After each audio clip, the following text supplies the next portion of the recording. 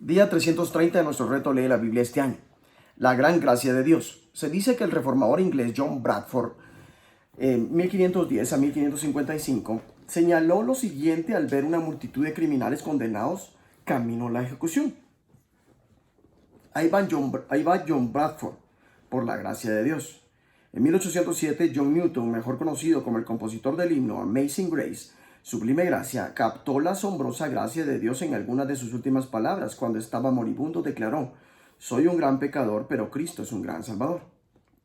En el pasaje del Nuevo Testamento de hoy, Pedro habla del Dios de toda gracia. 1 Pedro 5:10.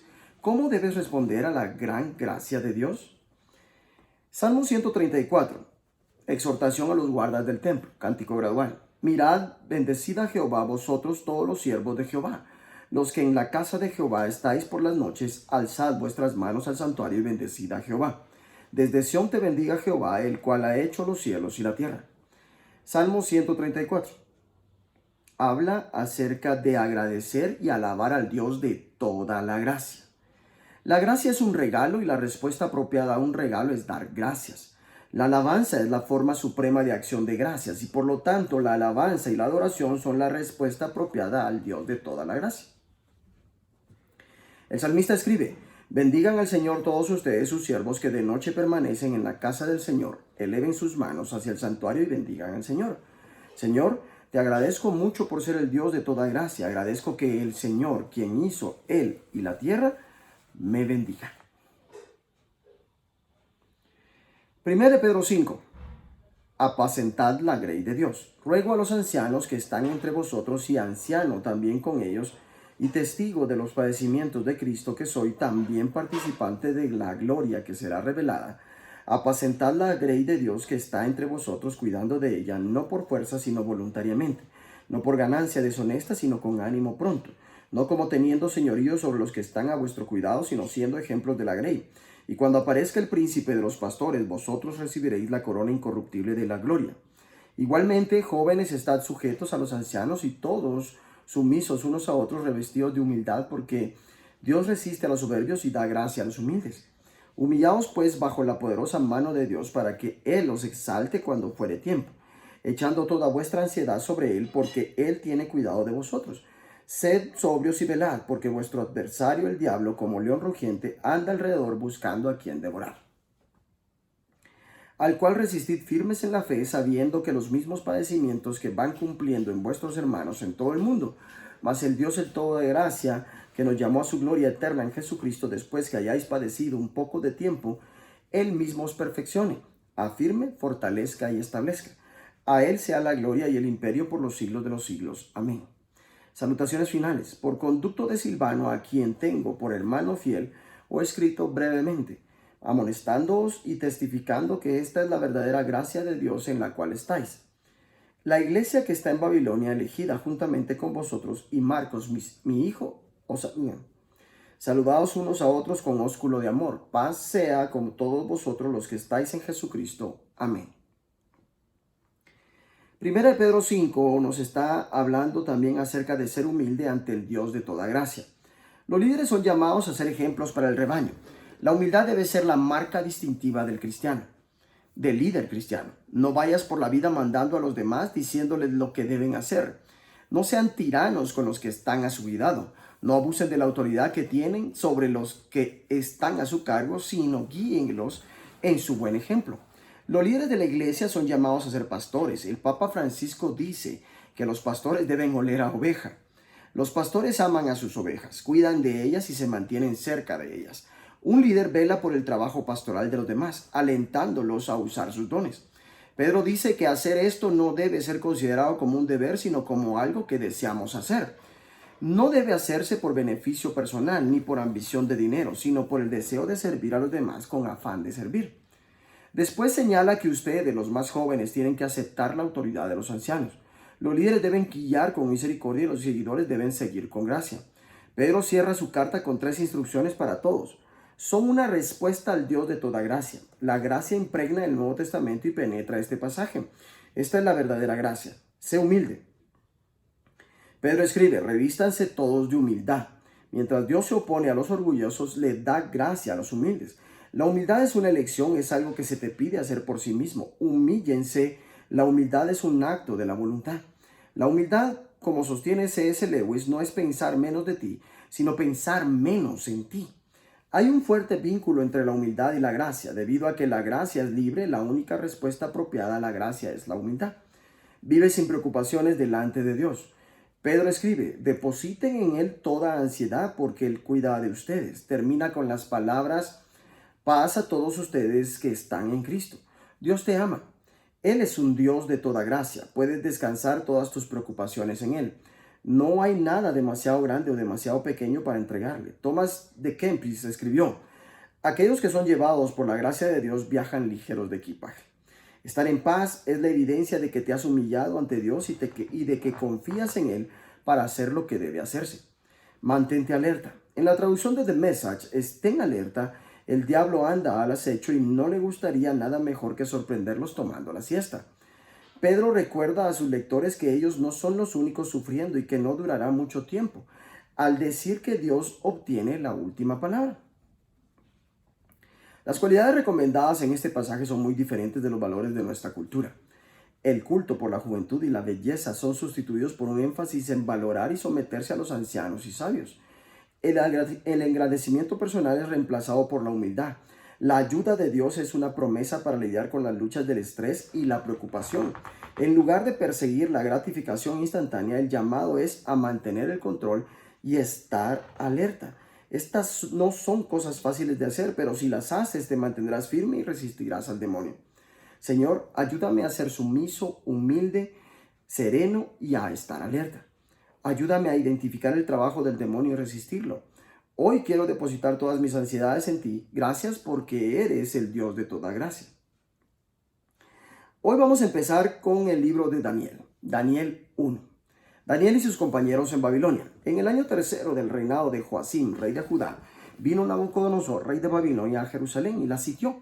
El Señor entregó en sus manos a Joacim, rey de Judá, y parte de los utensilios de la casa de Dios, y los trajo a tierra de Sinar, a la casa de su Dios, y colocó los utensilios en la casa del tesoro de su Dios. Y dijo el rey a Aspenas, jefe de sus eunucos, que trajese de los hijos de Israel, del linaje real de los príncipes, muchachos en quienes no hubiese tacha alguna, de buen parecer, enseñados en toda sabiduría, sabios en ciencia y de buen entendimiento, idóneos para estar en el palacio del rey, y que les enseñasen las letras y la lengua de los caldeos. Y le señaló el rey ración para cada día de la provisión de la comida del rey y del vino que él bebía, y que los criase 3 años para que al fin de ellos se presentasen delante del rey. Entre estos estaban Daniel, Ananías, Misael y Azarías, de los hijos de Judá. A estos el jefe de los eunucos puso a Daniel Beltsasar, a Ananías Sadrach, a Misael Mesac y a Azarías Abednego. Y Daniel propuso en su corazón no contaminarse con la porción de la comida del rey, ni con el vino que él bebía. Pidió, por tanto, al jefe de los eunucos que no se le obligase a contaminarse. Y puso Dios a Daniel en gracia y en buena voluntad con el jefe de los eunucos, y dijo el jefe de los eunucos a Daniel: temo a mi señor el rey, que señaló vuestra comida y vuestra bebida.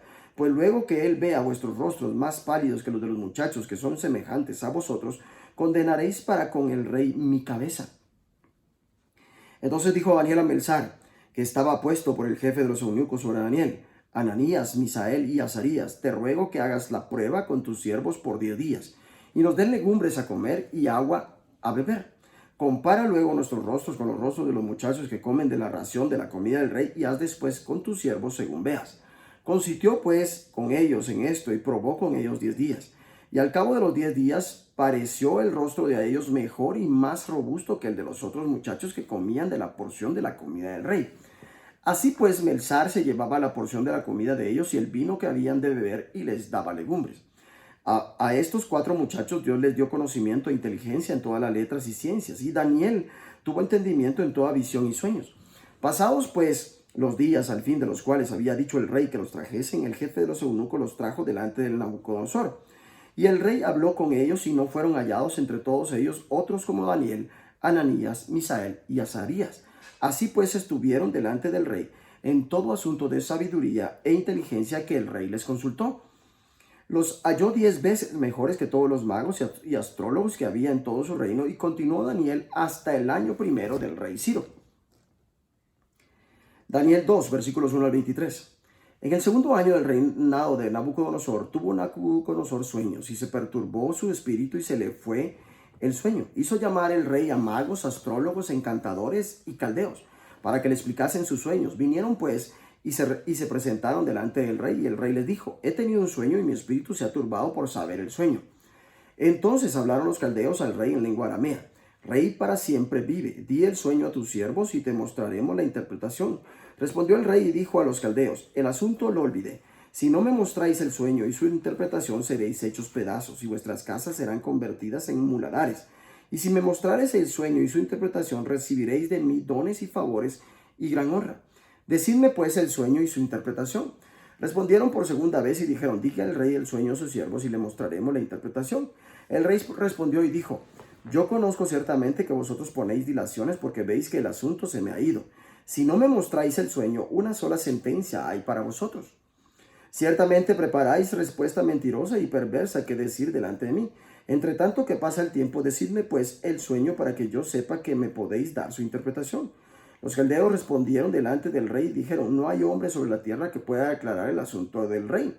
Además de esto, ningún rey, príncipe ni señor preguntó cosa semejante a ningún mago, ni astrólogo, ni caldeo. Porque el asunto que el rey demanda es difícil y no hay quien lo pueda declarar al rey, salvo los dioses cuya morada no es con la carne. Por eso el rey con ira y con gran enojo mandó que matasen a todos los sabios de Babilonia, y se publicó el edicto de que los sabios fueran llevados a la muerte. Y buscaron a Daniel y a sus compañeros para matarlos. Entonces Daniel habló sabia y prudentemente a Arioc, capitán de la guardia del rey, que había salido para matar a los sabios de Babilonia. Habló y dijo a Arioc, capitán del rey: ¿cuál es la causa de que este edicto se publique de parte del rey tan apresuradamente? Entonces Arioc quiso saber a Daniel lo que había. Y Daniel entró y pidió al rey que le diese tiempo y que él mostraría la interpretación al rey. Luego se fue Daniel a su casa e hizo saber lo que había a Ananías, Misael y Azarías y sus compañeros, para que pidiesen misericordia del Dios del cielo sobre este misterio, a fin de que Daniel y sus compañeros no pereciesen con los otros sabios de Babilonia. Entonces el secreto fue revelado a Daniel en visión de noche, por lo cual bendijo Daniel al Dios del cielo, y Daniel habló y dijo: sea bendito el nombre de Dios de siglos en siglos, porque suyos son el poder y la sabiduría. Él muda los tiempos y las edades, quita reyes y pone reyes, da la sabiduría a los sabios y la ciencia a los entendidos. Él revela lo profundo y lo escondido, conoce lo que está en tinieblas y con él mora la luz. A ti, oh Dios de mis padres, te doy gracias y te alabo, porque me has dado sabiduría y fuerza. Y ahora me has revelado lo que te pedimos, pues nos has dado a conocer el asunto del rey. Daniel 1 y Daniel 2 en sus versículos 1 al 23 también están siendo claros a hablarnos acerca de poner tu confianza en el Dios de toda gracia. ¿Trabajas en un ambiente secular donde los que te rodean tienen estándares muy diferentes a los tuyos? El libro de Daniel traza las vidas y las carreras de Daniel y de otros 3 jóvenes que pudieron prosperar en el servicio real de Babilonia. Su ejemplo te da un gran modelo de cómo trabajar de una manera piadosa, en un contexto donde Dios no es reconocido o seguido. Esta situación refleja la mayoría de los lugares de trabajo seculares. Estos capítulos son, por lo tanto, una mina de oro de ejemplos prácticos y de ayuda. Vemos a los 4 amigos cooperando con sus empleadores, pero sin hacer concesiones. Se niegan a conformarse, pero se sumergen de corazón en su nueva situación y profesión. Se someten a 3 años de entrenamiento y preparación para el liderazgo. Permiten que sus nombres sean cambiados para reflejar que ahora son parte de la administración babilónica, y posteriormente todos parecen tener carreras exitosas.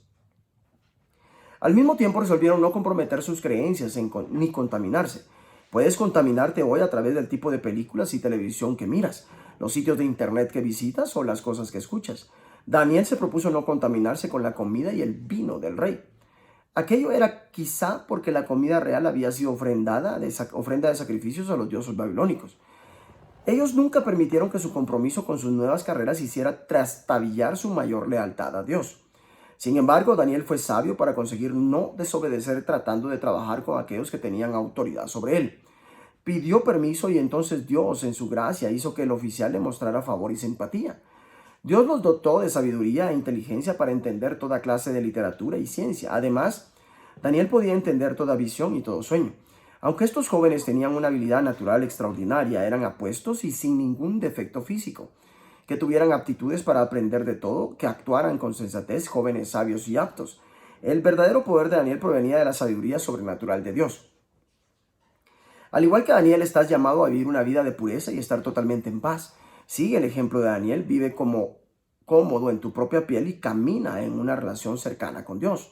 Por otro lado, Nabucodonosor tenía enorme poder y riqueza, era popular, respetado y temido. No padecía ninguna amenaza real para su seguridad y sin embargo era muy inseguro y temeroso.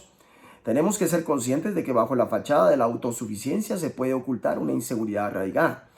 Estaba tan obsesionado con sus sueños que no podía dormir. En esta crisis sabía en su corazón que los magos no tenían el poder que decían, sino que solo hacían actuaciones. En la práctica admitieron que no tenían sabiduría sobrenatural. Daniel reconoció que solo Dios es la fuente de todo poder y sabiduría. De una manera maravillosa, Dios en su gracia también no solo te revelará cosas, sino que también te dará la sabiduría y el poder para entender y hacer frente a tu situación. Puedes aprender del ejemplo de Daniel. Ten fe en Dios. Él tenía fe en que Dios le hablaría. Conoce el poder de la oración. Pidió un poco de tiempo y luego pidió a sus amigos que imploraran la misericordia del Dios del cielo en cuanto a ese sueño misterioso. Combina la oración con la acción. Fue a ver a Nabucodonosor y le habló con mucho tacto e inteligencia. Aprende a reconocer la voz de Dios. Cuando Dios le habló en una visión, Daniel estaba completamente seguro de que podía darle las gracias y alabarlo antes de compartir el mensaje con el rey. Alabado sea por siempre el nombre de Dios. Suyos son la sabiduría y el poder. A ti, Dios de mis padres, te alabo y te doy gracias. Alabado seas, creador del cielo y de la tierra, quien me bendices. Ayúdame como a Daniel a vivir una vida de pureza en una estrecha relación contigo. Te pido que me des sabiduría y poder. Ayúdame a escuchar tu voz y a hablar con confianza. Que Dios te bendiga.